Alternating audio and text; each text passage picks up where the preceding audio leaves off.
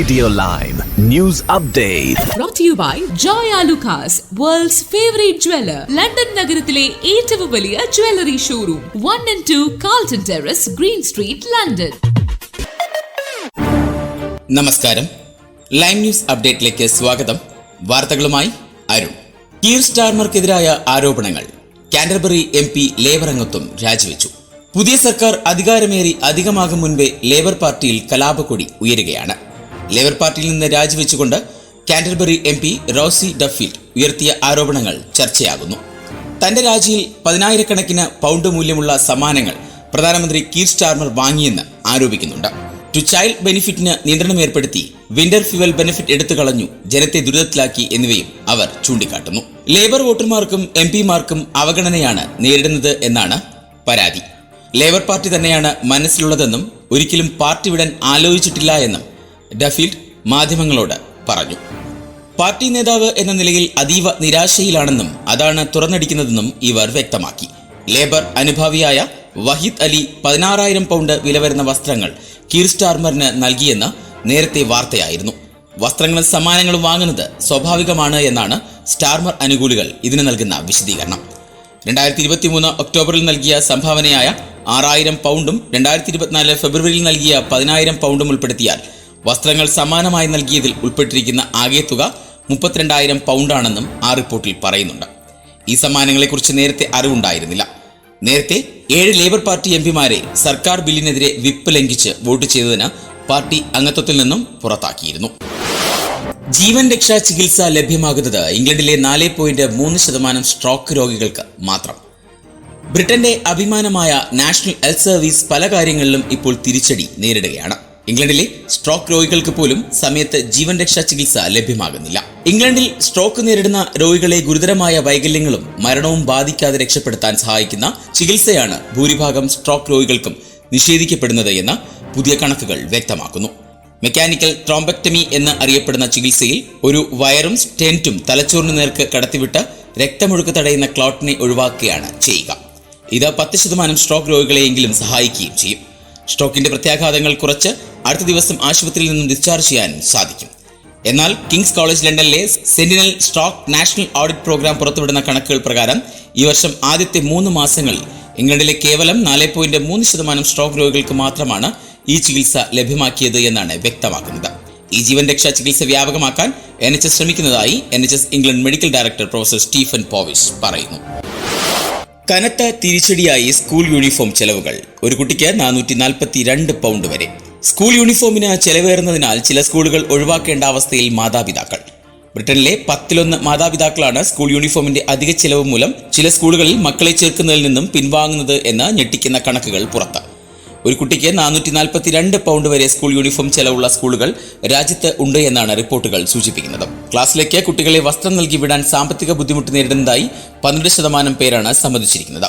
Education ഡിപ്പാർട്ട്മെന്റിന്റെ report പ്രകാരം PE kit ഉൾപ്പെടെ സെക്കൻഡറി സ്കൂൾ യൂണിഫോമിന് ശരാശരി പ്രതിവർഷം 442 പൗണ്ടാണ് വേണ്ടിവരിക. ഇത് പ്രൈമറി സ്കൂൾ വിദ്യാർത്ഥികൾക്ക് 343 പൗണ്ടാണ്. ഇതിൽ രണ്ടിലും പണപ്പെരുപ്പ് ആനുപാതികമായി ക്രമപ്പെടുത്തിയിട്ടുണ്ട്. ബ്ലേസറുകൾ, കോട്ടുകൾ, ഷൂസ് എന്നിവയാണ് ഏറ്റവും വിലയേറിയ വസ്തുക്കളായി തുടങ്ങുന്നത്. 86% കുട്ടികൾക്കും ഒരു ബ്രാൻഡഡ് ഐറ്റമെങ്കിലും ധരിക്കേണ്ടതായി വരുന്നുവെന്ന് റിപ്പോർട്ട് കണ്ടെത്തി. ഇതോടെ വിലയേറി സപ്ലയർമാരിൽ നിന്നും ഇത് വാങ്ങാൻ രക്ഷിതാക്കൾ നിർബന്ധിതമാകുന്നു. ചിൽഡ്രൻസ് വെൽബീയിങ് ബില്ലിലൂടെ ബ്രാൻഡഡ് ഐറ്റങ്ങളുടെ ഡിമാൻഡ് പരിമിതപ്പെടുത്താൻ പദ്ധതി തയ്യാറാക്കുന്നതായി എഡ്യൂക്കേഷൻ സെക്രട്ടറി ബ്രിഡ്ജറ്റ് ഫിലിപ്സൺ സ്ഥിരീകരിച്ചു. കോവിഡ് വാക്സിൻ കിട്ടാൻ ഹോളണ്ടിനോട് യുദ്ധം ചെയ്യാനൊരുങ്ങി. ബോറിസിന്റെ വെളിപ്പെടുത്തൽ.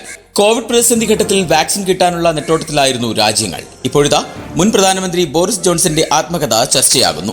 വാക്സിൻ ബ്രിട്ടനിലേക്ക് കൊണ്ടുവരാൻ ബ്രിട്ടീഷ് സ്പെഷ്യൽ ഫോഴ്സ് ഹോളണ്ടിനെ ആക്രമിക്കാൻ പദ്ധതി ആസൂത്രണം ചെയ്തുവെന്നാണ് അദ്ദേഹത്തിന്റെ വെളിപ്പെടുത്തൽ. വാക്സിനായ ആസ്ട്രാസെനക വാക്സിന്റെ 5 മില്യൺ ഡോസുകൾ ലഭിക്കാൻ യൂറോപ്യൻ യൂണിയനുമായി മാസങ്ങൾ ചർച്ച നടത്തിയെങ്കിലും ഫലമുണ്ടായില്ല. ലീഡനിലെ വെയർഹൌസിൽ സൂക്ഷിച്ച വാക്സിൻ ബ്രിട്ടനിലെത്തിക്കാനായി സൈന്യത്തിലെ മുതിർന്ന ഉദ്യോഗസ്ഥനുമായി വിളിച്ചു വരുത്തി സംസാരിച്ചെന്നും ബോറിസ് ആത്മകഥയിൽ പറയുന്നു.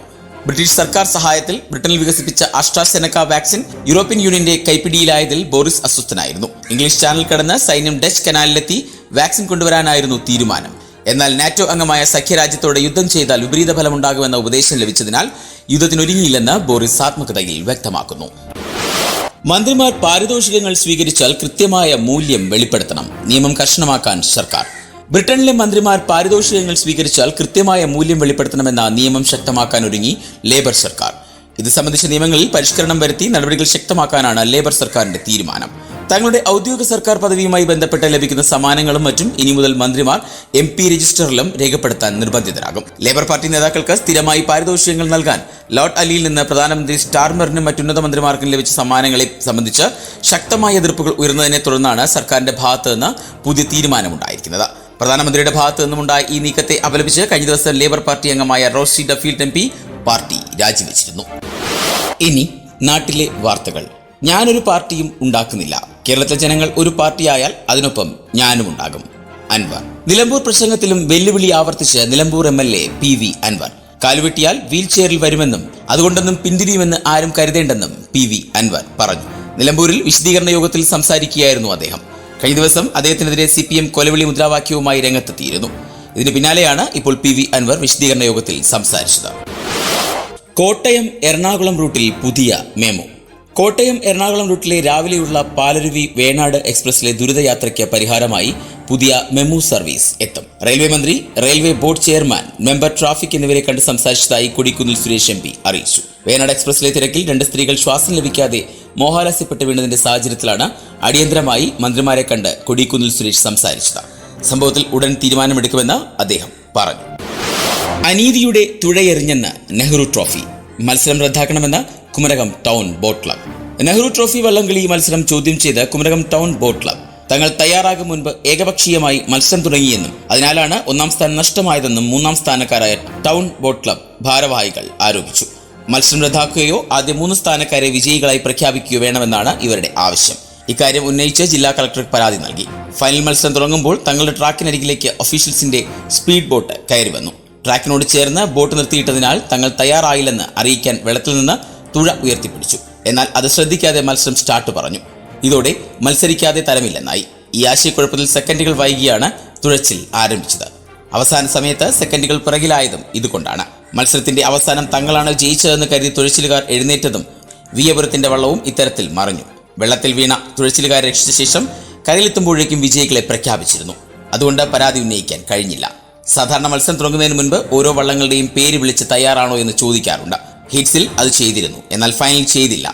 ഏകപക്ഷീയമായി മത്സരം തുടങ്ങിയത് അനീതിയാണെന്നും ക്ലബ് ഭാരവാഹികൾ കുറ്റപ്പെടുത്തി. ഇനി സ്പോർട്സ് വാർത്തകൾ. അടിച്ചുകയറി ശ്രീലങ്ക, കുപ്പുകുത്തി ന്യൂസിലാൻഡ്. ലോക ടെസ്റ്റ് ചാമ്പ്യൻഷിപ്പ് പോയിന്റ് പട്ടികയിൽ വീണ്ടും മാറ്റം. ന്യൂസിലൻഡിനെതിരായ 2ാം ടെസ്റ്റും ജയിച്ച് ശ്രീലങ്ക ടെസ്റ്റ് പരമ്പര തൂത്തുവാരിയതോടെ ലോക ടെസ്റ്റ് ചാമ്പ്യൻഷിപ്പ് പോയിന്റ് പട്ടികയിൽ അടിച്ചുകയറി ശ്രീലങ്ക. ആദ്യ ടെസ്റ്റിലെ ജയത്തോടെ ന്യൂസിലൻഡിനെ 4ാം സ്ഥാനത്തേക്ക് പിന്തള്ളി 3ാം സ്ഥാനത്തെത്തിയ ശ്രീലങ്ക 2ാം ടെസ്റ്റും ജയിച്ച് 3ാം സ്ഥാനം ഒന്നുകൂടി സുരക്ഷിതമാക്കി. 9 ടെസ്റ്റിൽ 60 പോയിന്റും 55.56 പോയിന്റ് ശതമാനവുമായാണ് ശ്രീലങ്ക 3ാം സ്ഥാനം ഉറപ്പിച്ചത്. അതേസമയം ശ്രീലങ്കയ്ക്കെതിരായ പരമ്പരയ്ക്ക് മുമ്പ് 3ാം സ്ഥാനത്തായിരുന്ന ന്യൂസിലാൻഡ് സമ്പൂർണ്ണ തോൽവിയോടെ 7ാം സ്ഥാനത്തേക്ക് പിന്തള്ളപ്പെട്ടു. ISL 2024-25 ബ്ലാസ്റ്റേഴ്സിന് ത്രില്ലിംഗ് സമനില. കണ്ണഞ്ചിക്കുന്ന ഗോളും ചുവപ്പ് കാർഡുമെല്ലാം കണ്ട ISL-ലെ ത്രില്ലിംഗ് മാച്ചിൽ നോർത്ത് ഈസ്റ്റുമായി 1-1 സമനില സംബന്ധിച്ച് കേരള ബ്ലാസ്റ്റേഴ്സ്. സീസണിലെ ആദ്യ എവേ മത്സരം കളിക്കാനെത്തിയ മിഖായേൽ സ്റ്റാരയുടെ മഞ്ഞപ്പട ഒരു ഗോളിന് പിന്നിട്ട് നിന്ന ശേഷം ഗോൾ മടക്കിയാണ് സമനിലയും വിലപ്പെട്ട പോയിന്റും കൈക്കലാക്കിയത്. 58ാം മിനിറ്റിൽ ഗോൾ കീപ്പർ സച്ചിൻ സുരേഷിന്റെ പിഴവിൽ നിന്നാണ് അജാരി ഫ്രീ കിക്കിലൂടെ നോർത്ത് ഈസ്റ്റിന്റെ അക്കൗണ്ട് തുറന്നത്. എന്നാൽ പൊരുതിക്കളിച്ച ബ്ലാസ്റ്റേഴ്സ് 66ാം മിനിറ്റിൽ നോവ സദോയിയുടെ വണ്ടർ ഗോളിൽ സമനില കൈക്കലാക്കിയായിരുന്നു. 81ാം മിനിറ്റിൽ അഷീർ അക്തർ ചുവപ്പ് കാർഡ് കണ്ടതോടെ നോർത്ത് ഈസ്റ്റ് 10 പേരായി ചുരുങ്ങിയെങ്കിലും ഈ അവസരം മുതലെടുത്ത് വിജയ ഗോൾ കുറിക്കാൻ ബ്ലാസ്റ്റേഴ്സിനായില്ല. ഇഞ്ചുറി ടൈമിൽ വിജയ ഗോളിനായി 2 സുവർണാവസരം ലഭിച്ചെങ്കിലും ഐമാൻ ഇത് നഷ്ടപ്പെടുത്തുകയായിരുന്നു. കരുത്തോടെ ലിവർപൂൾ, നടുങ്ങി ബാഴ്സ. സൂപ്പർ പോര് സമനിലയിൽ. ഇംഗ്ലീഷ് പ്രീമിയർ ലീഗ് ഫുട്ബോളിൽ ലിവർപൂൾ മുന്നോട്ട്. വൂൾവറാംപ്ടൺ വാൻഡറേഴ്സിനെ 2-1 വീഴ്ത്തി പട്ടികയിൽ 1ാമതെത്തി. 6 കളിയിൽ 15 പോയിന്റാണുള്ളത്. രണ്ടാമതുള്ള നിലവിലെ ചാമ്പ്യന്മാരായ മാഞ്ചസ്റ്റർ സിറ്റിക്ക് 14. ഇതേ പോയിന്റുള്ള ആഴ്സണൽ 3ാമതുണ്ട്. വുൾസിനെതിരെ ഇബ്രാഹിമ കൊനാറ്റയും മുഹമ്മദ് സലായും ലിവർപൂളിനായി ലക്ഷ്യം കണ്ടു. റയാൻ നൗറിയാണ് വുൾസിനായി വലകുലുക്കിയത്. ഇനി ഇന്നത്തെ പൗണ്ട് വിനിമയ നിരക്ക്.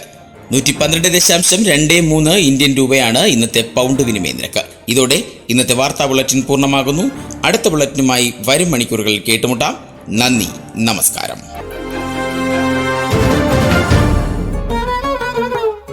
കൂടുതൽ വാർത്തകൾക്കും വിശേഷങ്ങൾക്കുമായി റേഡിയോ ലൈം ആപ്പ് ഡൗൺലോഡ് ചെയ്യൂ.